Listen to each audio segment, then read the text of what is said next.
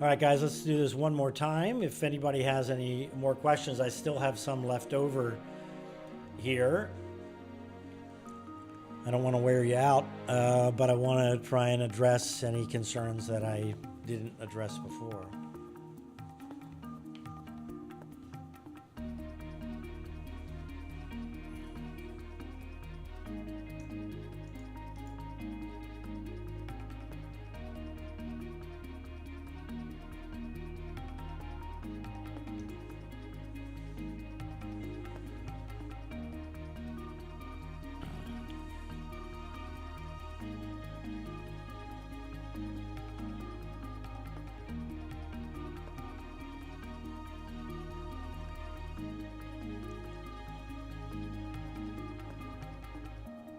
Val just installed the Fox Weather app to watch. Thank you so much.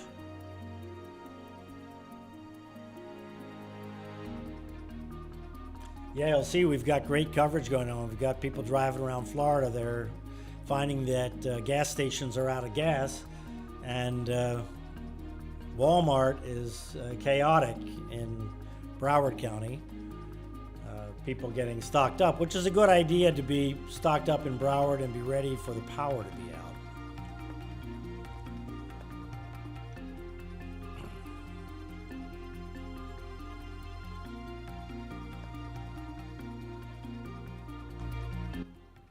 Okay, I'm back. Although it's Saturday afternoon as I look at the update, I'll change that next time. Okay, so we're just doing question and answer here, although let me just, if you've just tuned in and you didn't see the update, we're going to concentrate on the Florida effects here. It's still a 45-mile-an-hour tropical storm down in the Caribbean as of the 11 o'clock advisory, moving to the west at 15, and there's the pressure. So the change with the 11 o'clock advisory is the cone shifted left a little bit, and of course north, just because we're getting a little closer in time, so the cone just gets longer. We're still at the 5-day point here, so there's still tremendous uncertainty in the exact details, and the exact details are what everybody wants to know because they want to know how's it going to be for me. Bottom line is that the entire state of Florida has a potential threat. The western panhandle would be lesser, but as we've seen lately, sometimes the storm goes up the west side of the cone. So I don't want even people in the western panhandle to completely forget about this. Now Panama City is in the cone. Tallahassee, which would be right there, is in the cone. Obviously, let me just address the Southeast Florida question first because it's obvious. How about Miami, Fort Lauderdale, and Boca, and so forth, which is outside the cone? Well, if the storm were to take a track like this, over Naples perhaps, over the Everglades, maybe moving over the Treasure Coast, well, the right side of the storm would be over the metropolitan area, and we would have at least an Irma kind of situation in Southeast Florida, and we know what Irma did, and Irma was only a tropical storm in terms of the winds that affected the Southeast coast, knocked the power out, knocked the cell phone service out. It was a nightmare. So I don't want anybody in Southeast Florida to think, okay, we're clear of this.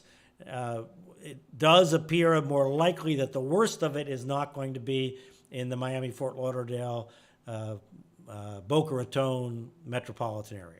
But it is not clear that the significant effects are not going to affect that part of the state. So people should be ready for extended power outage, which is what most people are shopping for at the moment. Could the king tide affect the chance of flooding in Key West and the lower Keys? Well, the Keys mostly flood by wind coming into Florida Bay this way. So it has to be more or less a direct hit from the Atlantic side coming from the south like Irma did to really flood the Keys from the Atlantic side. But from the Florida Bay side, it's very easy to flood the Keys. So when the threat to the Keys is going to be greatest is going to be when the storm is, if the storm were to pass over Fort Myers, for example, then we would have a flow like this Why can't I suddenly draw? There we go. Into Florida Bay, and yes, we would have a threat of significant storm surge flooding from Florida Bay on all of the Florida Keys, including Key West, from the north, from the Gulf side in Key West. So that's going to be the thought. If the storm tracks out here somewhere, then you'll get some water push in that direction, but not as great. So yes, there is a threat of some storm surge flooding from the Gulf side, from Florida Bay, but it really depends on the track of the storm. You just need to stay in close touch with that storm. The Hurricane Center will indeed forecast that storm surge, so be aware of those forecasts when they come out. They come out about 2 days before that would be expected to occur, so we have some time to sort that out a little bit, and the track will be perhaps a little better defined by that point. Could this storm pull an Andrew at the last minute for Dade and Broward? No, I don't think so. The odds don't favor that, but as I said, the odds favor, or the possibility exists of a significant effect in Dade and Broward, but I don't expect some big, ultra strong hit in Dade and Broward County. Now, that's not so true on the West Coast. I mean, obviously, if we get a 120-mile-an-hour hurricane coming ashore somewhere here, this is a very, very bad event for the West Coast of Florida, and significant evacuations and everything are going to be required to defend against that. And if it tracks over Florida, Gainesville, Jacksonville, Orlando, Citrus County, Lake County, Alachua County, Hernando County, all these counties are going to have significant effects from this storm because you're inland. Inland areas have different kinds of trees that are not flexible. In fact, North Florida in general, that are more prone to come down in the wind, and branches break and fall on trees, or fall on houses, fall on cars, block streets. All of that is more likely in North Florida just because the natural environment is not as accustomed to strong winds. That's also true, as we saw in Tallahassee in Hermine 6 years ago. It was just a horrendous mess because even though it wasn't that strong a storm, the trees and whatnot, and of course Tallahassee, a beautiful city with lots and lots of trees, just is not built to withstand any kind of strong winds. I live in the Treasure Coast. We are good, right? No prep needed. Well, if I were living on the Treasure Coast, I would have my supplies for a week to not have power and to not have refrigerated food required for a week, at the very least. The winds on the Treasure, if the storm were to go over Fort Myers and pass over Vero Beach or something like that, which is not at all out of the question, then the Treasure Coast is going to have a reasonably hard hit from probably a Category 1, potentially Category 2 hurricane, so that's not nothing. That's not Gene, but that's sort of Francis, if you look back, but not with the water. So it's not coming from the Atlantic, so you don't have the water problem, you just have the wind problem. So the Treasure Coast is not at all clear. In fact, everybody in the Treasure Coast should have supplies that anticipate a good week of no power. Hello from Puerto Rico. You're not going to get effects from this in Puerto Rico, thankfully. Let's see. I talked about Miami, Florida Keys. The Florida Keys, the latest track keeps the storm farther off the Keys. There are still potential issues in the Keys that we're just talking about, potential storm surge from Florida Bay, elevated water. And I didn't address the king tides question. So yes, the king tides affect all of this. Affected in the Keys, they affected on the West Coast. So if the peak storm surge comes ashore, and the peak storm surge comes ashore when the storm reaches the coast, if that occurs near high tide, the high tides this time of year are higher than they are at other times or at low tide. So the tide definitely affects how bad the flooding is inland, and the tide is excessively high here in this king tide season. And that's true on the East Coast, West Coast, Florida Keys, everywhere around the coast. Let's see. I saw a question about Palm Beach County. Do we need to worry about power outages or down? Yes, absolutely.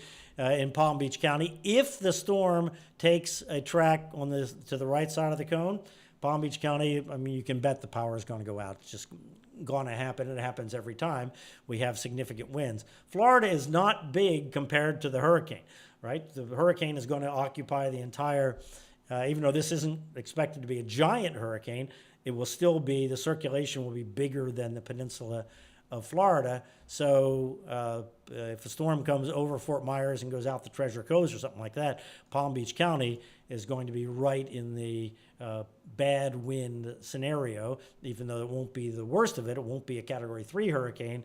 It would be a Category 2 or a Category 1 as it weakens moving across the state. But as I said, Irma was a tropical storm in southeast Florida and knocked out the power for a week or more in many places, especially places with lots of trees. So Palm Beach County, absolutely, preparations for no power at the very least need to be taken. And by the way, let me just mention for the entire state of Florida, one of the things that is most preventable in a storm, you can't stop the power from going out generally, and you can't stop a tree from falling on your house, honestly. But you can stop a tree from falling on your car, and you can stop your car from being flooded. So everybody needs to just think right now, where am I going to park my car? Is there high ground? Is there a parking garage? Is there a place where a tree can't fall on it? As we get closer to it, if your house is here, just for example, and we are pretty sure that the storm is going to go to this side, then try and park your car on the back side of the house, as close to the house as you can. This isn't always possible, obviously, but sometimes it is. I saved my car in Hurricane Wilma by parking it jam up to the east side of the building because I knew the winds were going to come on the west side of the television station. And my car, I drove away in my car. Other cars that were in the parking lot had their windows knocked out, had debris on them, had damage, and so forth. So think about your car and where you're going to put that. As I said, a parking garage is your best bet. Obviously, if you're anywhere where it floods, get it to an elevated area where you're not going to lose the car in this process. Having a hurricane experience and then not having transportation is obviously a lot worse. Let's see, Spring Hill. When should we be boarding up if we need to? Well, I think there's a good chance you're going to need to board up. Let me go and look at the timing and graphic here, and let's be clear about that, because I have a special graphic that shows that. So the earliest that the winds would start to blow, according to the latest analysis from the Hurricane Center, in Spring Hill and in the Tarpon Springs area up toward Newport Richey, so forth, is 8 p.m. on Tuesday. So depends on how quickly your boarding up process goes. You should be able to do it on Tuesday morning, unless you have big boards, because the last thing you want is to be maneuvering big things in any kind of wind. So as of right now, Tuesday morning, if the storm looks like it's going to be stronger, moves a little faster, whatnot, then you might have to do it Monday, but that would be the timetable. So these times here are the times to be ready. This isn't the time the storm is going to hit. This is the time to be ready. The earliest likely time, earliest kind of reasonably possible time, actually is a better way to describe it, that winds will be strong enough that you don't want to be out maneuvering and doing things. This is a time to be in place and set up and ready to ride out the storm. So in Central Florida, generally late in the day on Tuesday, so we have Sunday, Monday, and Tuesday to still kind of get ready. And obviously, you don't want to board up your house before you absolutely need to, because it can be a dangerous process. What about Myrtle Beach? We don't know about Myrtle Beach yet, honestly, because if the storm moves up this way and into Georgia and South Carolina, you're going to get effects of Myrtle Beach, but it's going to be from an inland event. If the storm goes offshore of Florida, then there's some possibility of it curling back toward the coast, and then you could have more of a significant storm event. So the odds favor effects in the Carolinas, but the exact effects we don't know. What about Asheville, North Carolina? Again, we don't really know, but Asheville seems pretty far west based on most tracks that we see at the current time. What do you think the amount of storm surge will be in Tampa? I don't know yet, but it could be very significant, could be the biggest storm surge in decades, maybe going back to at least 1950, maybe going back to 1921 in Tampa. Until we get a better feel, and we may not get this feel, honestly, until very close to the time that the storm is going to hit. We're not going to know exactly about the storm surge in Tampa, and they're going to have to make an estimate of kind of the worst reasonable estimate, and that'll come out about 2 days before the storm gets that far. So I would expect that to come out tomorrow, a storm surge estimate for the Tampa Bay area. The first one may be late in the day tomorrow. Might take till Monday morning, but it depends on how fast the storm advances. But the potential is there with this scenario for the worst storm surge in Tampa Bay in modern history, actually, and maybe even going back to, as I said, the 1921 storm is the storm that people talk about in Tampa Bay. They kind of jump over the 1848 storm, which raised the water about 15 feet above the normal tide. Hernando County, it could very well affect Hernando County, yes. So everybody in Hernando County needs to be ready for the power to go out at least, and just do the basic things inland. In all of inland Florida needs to be thinking about what's going on. Citrus County, yes. Putnam County, yes. Be thinking about what you're going to do if the power goes out. Have enough food. If you don't have your refrigerator for some period of days, think about all that right now. All right, guys, I have to jump off, and I'm going to go over on Fox Weather. I'm going to wait until 5 o'clock to come back here. Let's get the 5 o'clock advisory, see what the new cone is, see if there are any significant changes, and I'll have a complete update for you then after my 5 o'clock update on Fox Weather. So foxweather.com, or download the Fox Weather app on your phone or your iPad, and you can watch it live or on Roku, Fire TV, or your other streaming device. All right, I'll see you in just a little bit.